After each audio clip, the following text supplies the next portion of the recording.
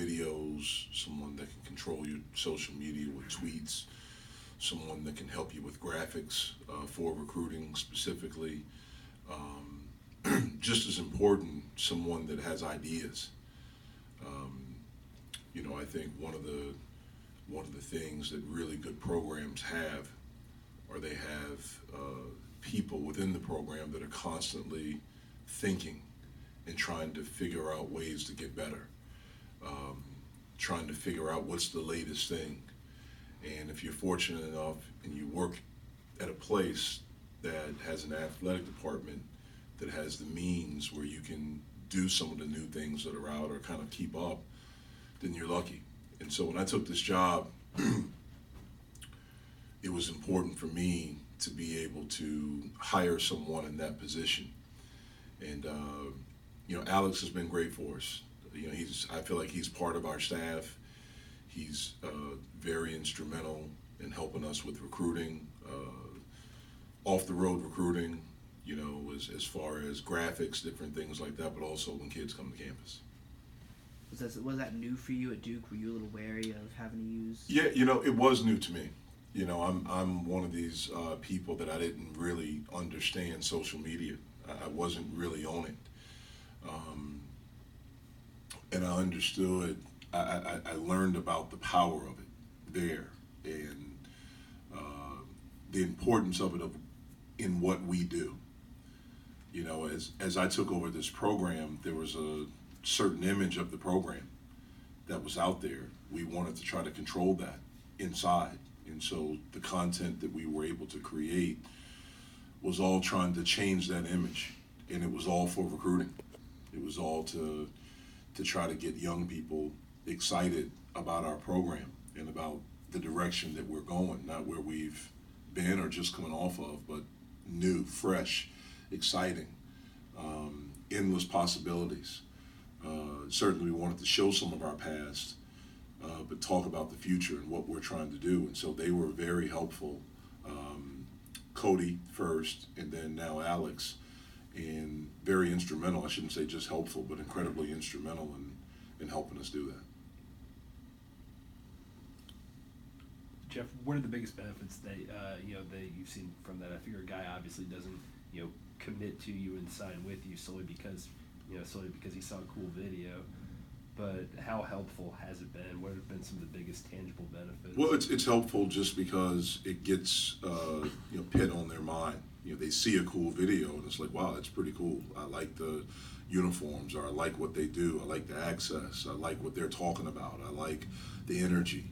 All those different things. If you have someone that's creative, they can help you with graphics that you send to these kids. And very few kids these days, open a piece of mail and go through it like I did. Like, that was huge for me. They want stuff that can pop up on their phone that they could save, that they could maybe turn into a screensaver, and different things like that. And so those guys, that's where their importance, that's where their value has been for us as far as recruiting. Do you guys as coaches still send hard mail or Sometimes I do, a handwritten letter. That's something that I still do at times, not as much as maybe coaches did at one time, or maybe some coaches still. But yes, you do send some. Along some similar lines, around Christmas, you said that you told the guys to send you a text whenever they made it home in their travels. It sounded like something that my dad would ask.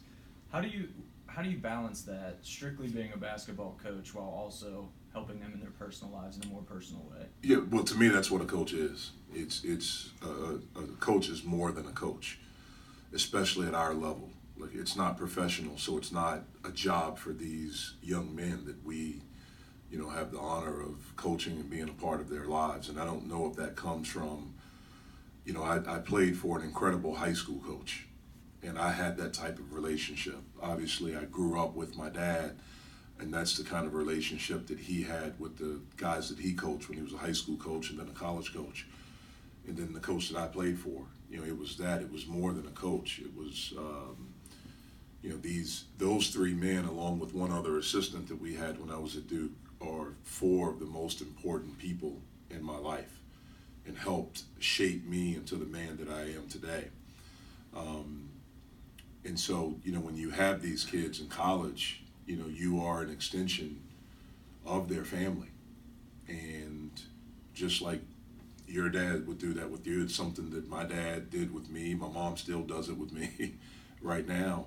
I just, I worry about it. I want to make sure they get home safely. And then once they're there, have a great time with their family. But it's something I've always done.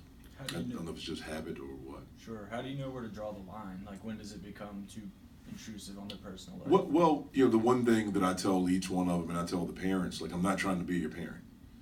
That's not my job. I'm your coach, but I'm here for you for whatever you feel comfortable talking to me about. There's some kids that feel very comfortable and need, to talk about different things. There's some that don't. I'm not trying to be their parent. I'm not trying to be their dad. I'm not trying to be their fathers. But I am, a person that I hope, 10, 15 years from now, they can look back and say, hey, I learned a lot, and way more than basketball from Coach. I can tell you the men that I played for, those three guys, that I talked about, my dad, I never played for my dad, but I learned more about life than I did about basketball. And I learned a lot about basketball, but I learned more about life and how to be a man. And that's what I hope to do. Do you feel like that's maybe more important now than it used to be, considering you got kids enrolling at 17, you've got these big decisions that these kids have to make about, one and dones, or the NBA being a thing that, now 18, 19 years old, that's a possibility for these guys? I don't think it's more. I think it's equally. I think, problems are problems, situations are situations. There were different situations back then, or problems, or whatever you want to call it, issues. When you are a 17, 18-year-old kid, you hope that you have people in your life that can help guide you.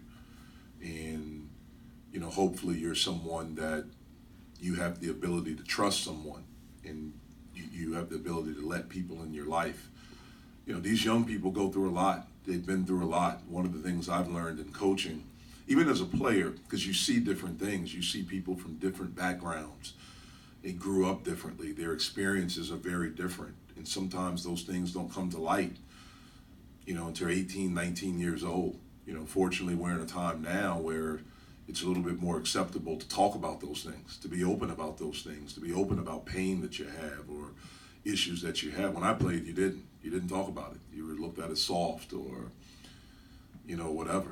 And so fortunately, there are different outlets for young men and women right now to do that. But I've been fortunate that I did have those relationships with my coaches when I played, that they were an outlet to me. There's some things you don't want to talk to your parents about, especially when you get to college.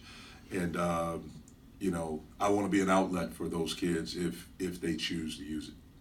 Jeff, when did you really start to see that change, where it wasn't perceived or seen as being soft if you kind of expressed or showed vulnerability and reached out to people? Yeah, I think it all happens, especially in my sport, and I can only comment on my sport.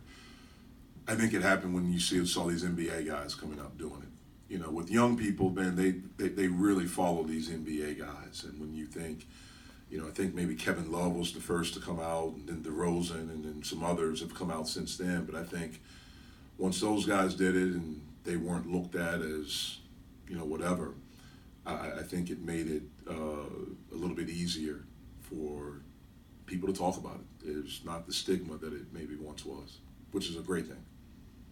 Kind of on a similar note, but a more lighthearted note, when you, there's a big age gap between you and the guys that you're coaching. When you walk out on a game day and you see the guys dancing on the court while they're warming up to the different music that's going on, do you kind of think, wow, these kids really like this stuff, or are you able to appreciate it?